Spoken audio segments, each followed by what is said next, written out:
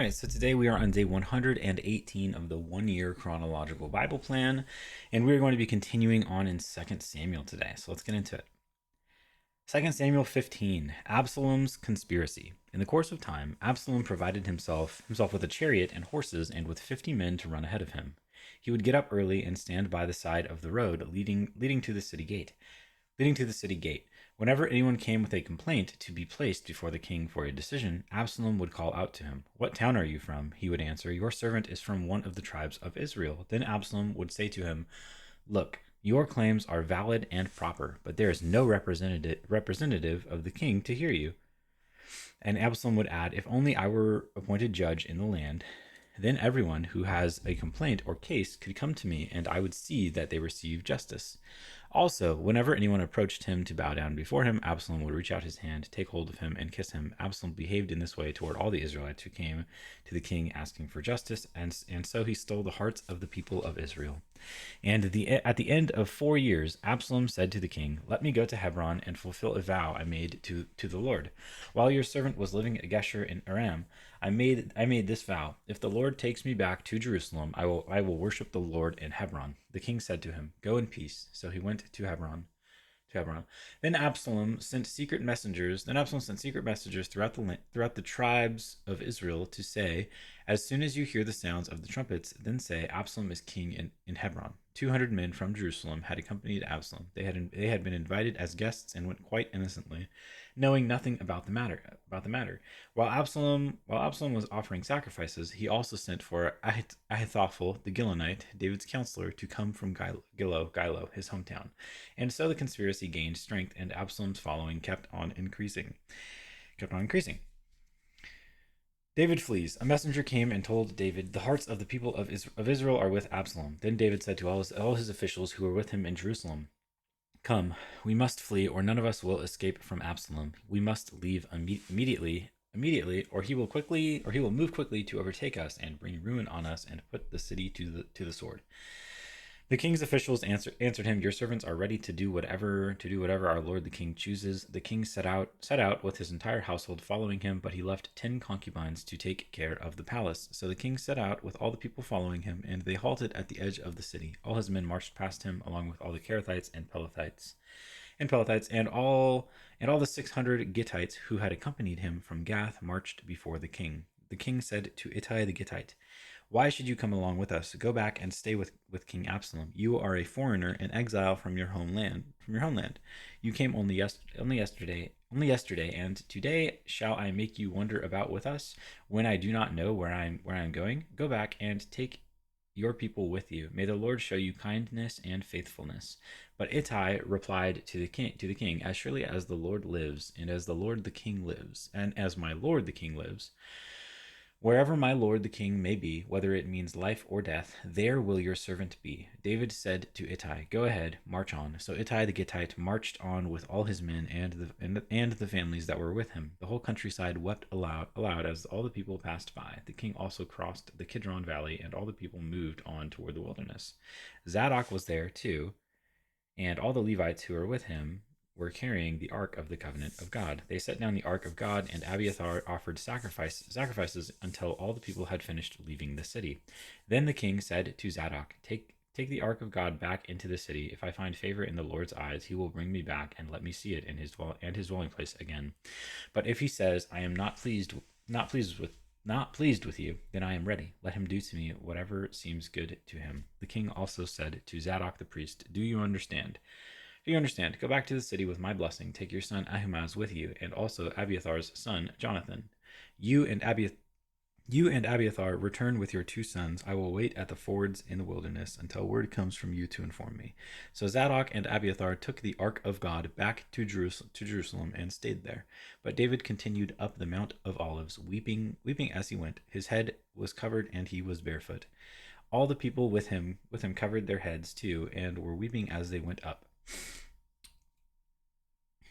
Now David had been told, "Ahithophel is among the conspirators with Absalom." So David prayed, "Lord, turn Ahithophel's counsel into foolishness. When David arrived at the summit where people used to worship God, Hushai the Archite was there to meet him, his robe torn and dust on his head. David said to him, if you go with me, you will be a burden to me. But if you return to the city and say to Absalom, Your Majesty, I will be your servant. I was your father's servant in the past, but now I will be your servant. Then you can help me by frustrating Ahithophel's advice. Won't the priests Zadok and Abiathar be there with you? Tell them anything you hear in the king's palace. Their two sons, Ahimaaz, son of Zadok, and Jonathan, son of Abiathar, are there with them. Send them to me with anything you hear.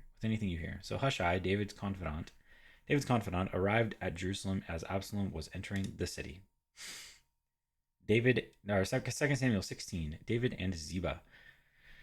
When David had gone a short distance beyond the summit, there was Ziba, the steward of Mephibosheth, waiting to meet him. He had a string of donkeys saddled and loaded with 200 loaves of bread, 100 cakes of raisin, 100 cakes of figs, and a skin of wine. The king said to Ziba, Why have you brought these? Ziba answered, The donkeys are for the king's household to ride on. The bread and fruit are for the men to eat, and the wine is to refresh those who become exhausted in the wilderness. The king then asked, Where is your master's grandson? Ziba said to him, He is staying in Jerusalem because he thinks, Today the Israelites will restore to me my grandfather's kingdom. Then the king said to Ziba, All that belonged to Mephibosheth is now yours. I humbly bow, Ziba said. May I find favor in your eyes, my lord the king. Shimei curses David. As King David approached Bahurim, a man from the same clan as Saul's family came out from there. His name was Shimei, son of Gera, and he cursed as he came out. He pelted David and all the king's officials with stones, though all the troops and the special guard were on David's right and left. As he cursed, Shimei said, Get out, you murderer, you scoundrel. The Lord has repaid you for all the blood you shed in the household of Saul, in whose place you have reigned. The Lord has given the kingdom into the hands of your son Absalom. You have come to ruin because you are a murderer. Then Abishai, son of Zeruiah, said to the king, Why should this dead dog curse my lord the king? Let me go over and cut off his head. But the king said, What does this have to do with you, you sons of Zeruiah? If he is cursing because the Lord said to him, Curse David, who can ask, Why do you do this? David then said to Abishai and all his officials, My son, my own flesh and blood, is trying to kill me. How much more, then, this Benjamite? Leave him alone. Let him curse, for the Lord has told him to. It may be that the Lord will look upon my misery and restore to me his covenant blessing instead of his curse today. So David and his men continued along the road while Shimei was going along the hillside opposite him, cursing as he went and throwing stones at him and showering him with dirt. The king and all the people with him arrived at their destination exhausted, and there he refreshed himself. The advice of Ahithophel and Hushai. Meanwhile, Absalom and all the men of Israel came to Jerusalem, and Ahithophel was with him. Then Hushai the Archite, David's confidant, went to Absalom and said to him, Long live the king, long live the king. Absalom said to Hushai, So this is the love you show your friend. If he's your friend, why didn't you go with him? Hushai said to Absalom, No, the one chosen by the Lord, by these people, and by all the men of Israel, his I will be, and I will remain with him. Furthermore, whom should I serve? Should I not serve the son? Just as I served your father, so I will serve you. Absalom said to Ahithophel, Give us your advice. What should we do? Ahithophel answered, Sleep with your father's concubines, whom he left to take care of the palace. Then all Israel will hear that you have made yourself obnoxious to your father, and the hands of everyone with you will be more resolute. So they pitched a tent for Absalom on the roof, and he slept with his father's concubines in the sight of all Israel. Now in those days, the advice Ahithophel gave was like that of one who inquires of God. That was how both David and Absalom regarded all of Ahithophel's advice. 2 Samuel 17. Ahithophel said to Absalom, I would choose 12,000 men and set out tonight in pursuit of David. I would attack him while he was weary and weak. I would strike him with terror, and then all the people with him will flee. I would strike down only the king and bring all the people back to you. The death of the man you seek will mean the return of all all the people will be unharmed. This plan seemed good to Absalom and to the elders and to all the elders of Israel. But Absalom said, "Summon also Hushai the Archite, so we can hear what he has to say as well." When Hushai came to him, Absalom said, "Ahithophel has given this advice. Should we do what he says? If not, give us your opinion." Hushai replied to Absalom, "The advice Ahithophel has given is not good this time. Is not good this time. You know your father and his men. They are fighters, and as fierce as a wild bear robbed of her cubs. Besides, your father is an experienced fighter. He will not spend the night with the troops. Even now, he is hidden in a cave or some other place. If he should attack your troops first, whoever hears about it will say there has been a slaughter among the troops who follow Absalom. Then even the bravest soldier, whose heart is like the heart of a lion, will melt with fear, for all Israel knows that your father is a fighter, and that those with him are brave. So I advise you, let all Israel, from Dan to Beersheba, as numerous as the sand on the seashore, be gathered to you, with you yourself leading them into battle. Then we will attack him wherever he may be found, and we will fall on him as dew settles on the ground.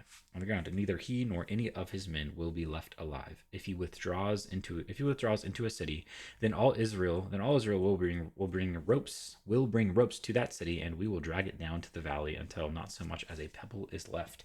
Absalom and all the men of Israel said, "The advice of Hushai the Archite is better than that of Ahithophel, for the Lord had determined to frustrate the good advice of Ahithophel in order to bring disaster on Absalom." And that is day 118.